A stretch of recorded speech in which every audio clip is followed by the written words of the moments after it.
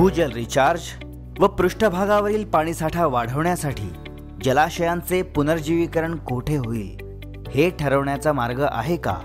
होय, एक तंत्रज्ञान सक्षम उपाय आहे.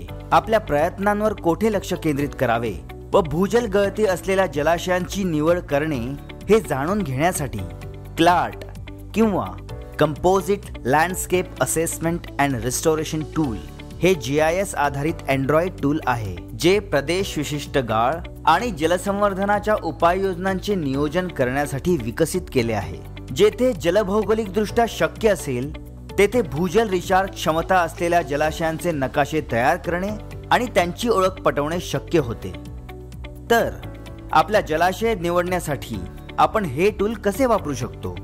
हे टूल रंगकोडीत सल्ला देते, ज्यात हिरवा रंग जलसंधारण संरचना आणि गळती टाक्यांसाठी उत्तम रिचार्ज क्षेत्र दर्शवितो, पिवळा रंग मध्यम रिचार्ज क्षेत्र दर्शवितो आणि लाल रंग रिचार्ज नाही असे दर्शवितो.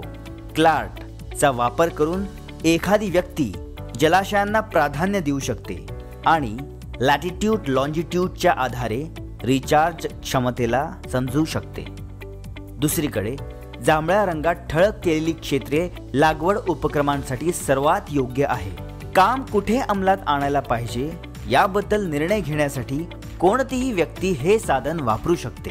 CLART क्लार्टच्या वापराने नकाशा तयार करता येतो, ज्याने सरकारी अधिकारी आणि स्वयंसेवी संस्था जिल्हा गट स्तरावर जलाशयांची अंदाजे संख्या व जलाशयाच्या आरोग्याची माहिती काढण्यासाठी करू शकतात.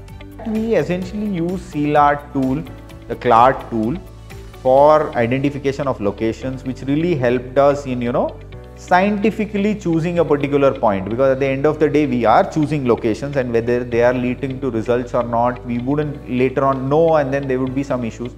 But CLART really helped us in essentially ensuring that the choices were scientific.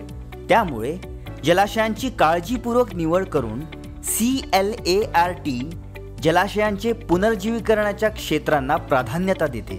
हे टूल स्थानिक गरजा व दीर्घकालीन प्रकल्प उद्दिष्टांच्या एकत्रीकरणाने जमिनीच्या वर आणि जमिनीच्या खाली जलसुरक्षा निर्माण करते.